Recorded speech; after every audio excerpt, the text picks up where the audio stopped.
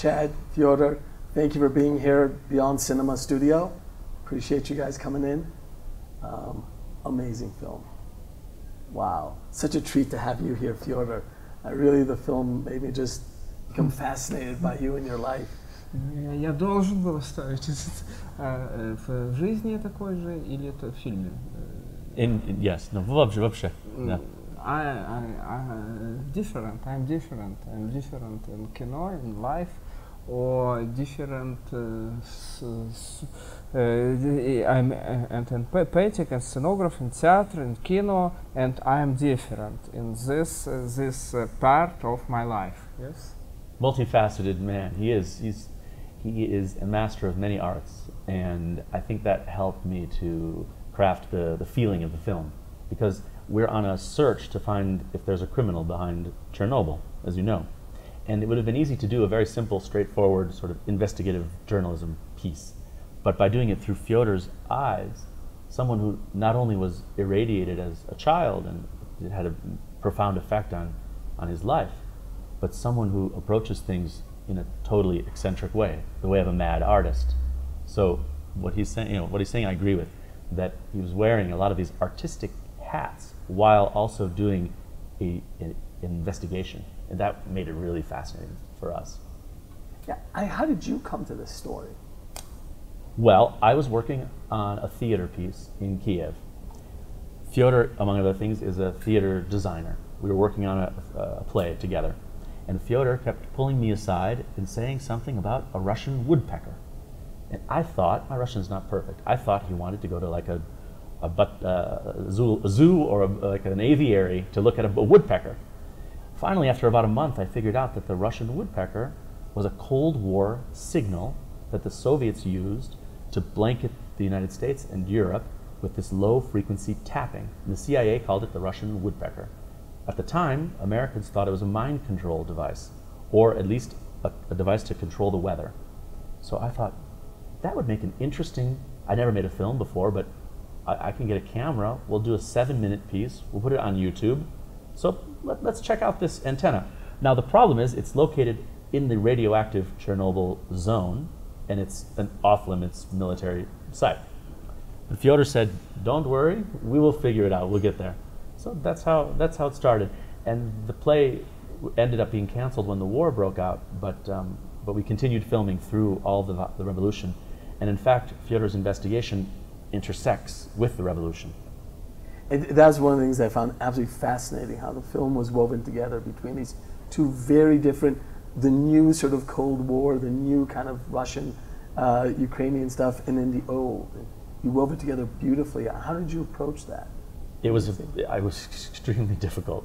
Well, first of all, it's important to say that we started this almost 2 years ago. No one thought that there would be a war with Russia. There were no signs, no visible signs of conflict on the horizon. But Fyodor, whenever he had a chance, he was warning everyone, all of the people we met, war is coming, Putin is coming, the Soviet Union is coming back, and everyone was like, this guy's crazy.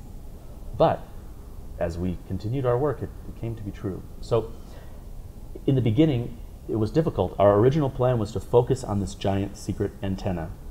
But at the same time, the streets were erupting with the violence against the pro-Russian president. Now the films, in my head, I was thinking, I can't leave the war out. In fact, our cinematographer was almost killed. He was filming, and a sniper shot him aimed at his head. It hit his camera. Luckily, the camera exploded and saved his life. The next shot broke his bicep and ripped his muscles apart. He fell down and was dragged to safety, but those around him were killed. So at that point I realized it was a great tragedy, but also it was a big dramaturgical problem, because we have this film about an antenna, but the revolution is impinging on our work. And how do we bring them together? And in some sense, luckily for us, they came together when the KGB came knocking on Fyodor's door. And it was the Ukrainian KGB, and basically said, you stop all research in this film or your family is not safe.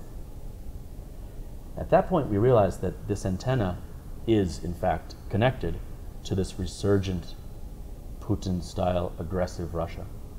And I guess to see the film, you'll understand how that was resolved. Luckily, we made it safely out. How did you get to film at Chernobyl? We have a great fixer, and a bottle of vodka can do a lot, getting past certain people that may we not want to give official permission. We were very creative, and we didn't do anything stupid. You know, there are rules. If you follow certain rules, like you don't go off the path, you don't eat anything, or common sense things. Of course, the moment we got into Chernobyl, the guide read us a list of things not to do. No smoking, no eating, don't go off the path. Immediately, the guides went out, grabbed the cigarettes, went off the path, and started having a picnic. So we didn't do that. And they tested us. They have lots of Geiger counters, and there's machines when you leave. Of course, the machines were broken, so we weren't sure. But I think if you don't stay too long, and if you're smart, it can be done. But certainly it was scary. It was scary being there. Yeah, and the other main stage for this film, the front lines of the revolution, what was that like filming that? Well, that's also interesting because, as I said, I'm not a filmmaker. This was just an attempt to try something that I'd long dreamed of. And I had bought a camera. I came back to Ukraine when the revolution started. I had not yet taken off the film cap. And Fyodor was out of the country. And I went into a protest, normal protest. But when the sun went down, stun grenades started going off and tear gas, and I was kind of freaked out, and I said, I'm getting out of here. But at that moment, a stun grenade exploded right in front of me, and I fell back, and this sounds too crazy to be true, but I bumped into Fyodor in a crowd of 10,000. I didn't know he was in the country. And at that moment, I said, I've got to film this, but I don't know how. I took off the cap. I was lucky that it was in automatic. I just turned on the camera. Fyodor started speaking about what this meant, and that's the opening scene of our film. And then the last thing I filmed. It's the only thing I've ever filmed. But the answer to your question is totally by accident, totally by chance. Now we have a cinematographer who is extremely brave, and without him we wouldn't have the film because he went right to the front lines. He's a real hero, and so he also, without his bravery, for me it was accidental, and I didn't return to the front lines. But for him, it's a passion. He's a patriot, as is Fyodor. So they wanted to capture what is a historic moment in the history of their country. I find with my films that I'll sort of start shooting stuff, and there's a moment that I know, come hell or high water, I have to make this film. What was the moment for you that you knew I wasn't just shooting something, it wasn't going to be a YouTube thing, this was going to be... how long did it take you to make this film? 1 year. And when did you know that you were going to be in this no matter how long it took? What was the moment? For me, it was when we did our first interview with a 90-year-old Soviet weapons designer. And he didn't expect an American to come into the room.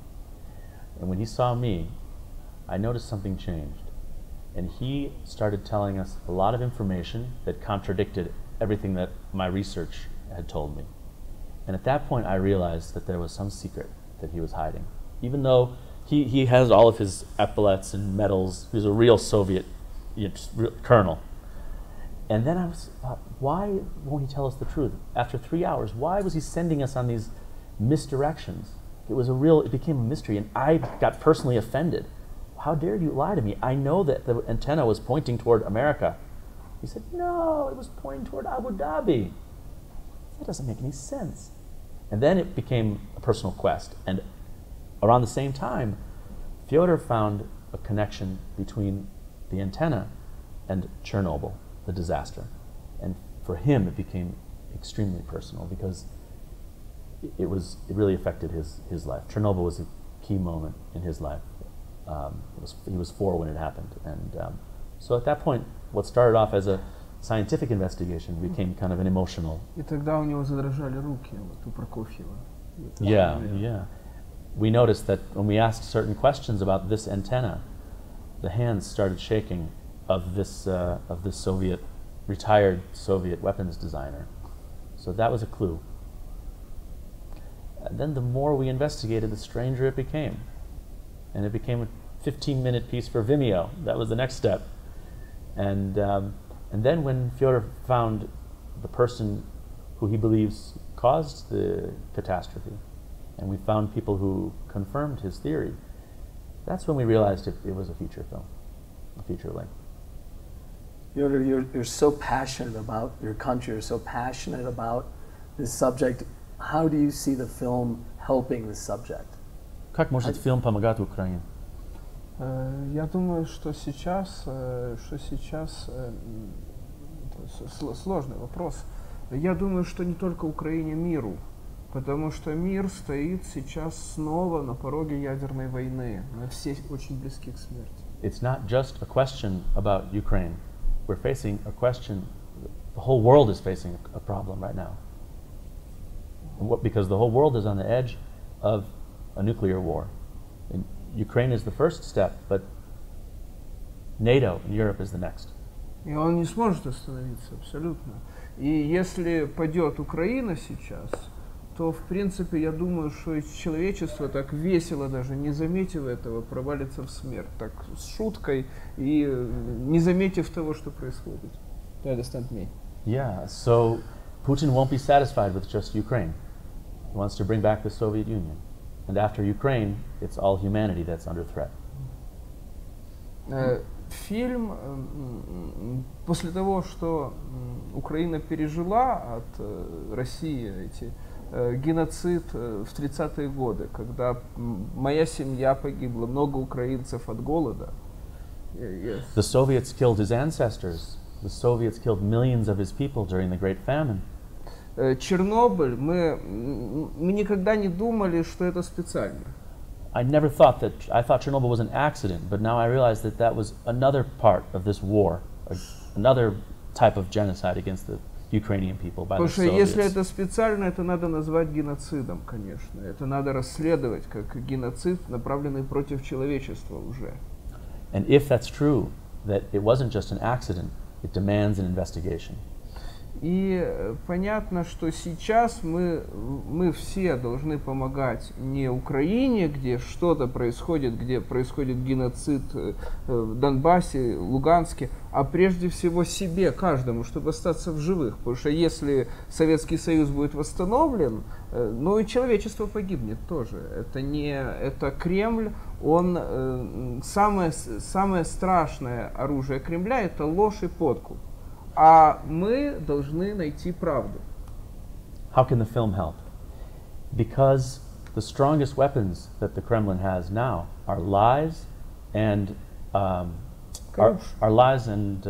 corruption. So we have to fight that with truth and honesty. И должны быть открыты архивы, должны быть найдены преступники. Я лично уверен, что это Шамшин. Это субъектив, но я уверен 100%. Но я думаю, что расследовать Чернобыльскую катастрофу и обвинить КГБ и Коммунистическую партию должны все страны мира. I have been convinced with my investigations that I found the criminal, but I'm an artist, and it's my artist's intuition. I need the help of the whole world. I need the help of governments to find out the truth. I wish you guys all the best. Absolutely amazing film. Thank you so very much. Thank you. Thank you. Pleasure. Thank you very much. Pleasure, Fyodor. Nice to meet you.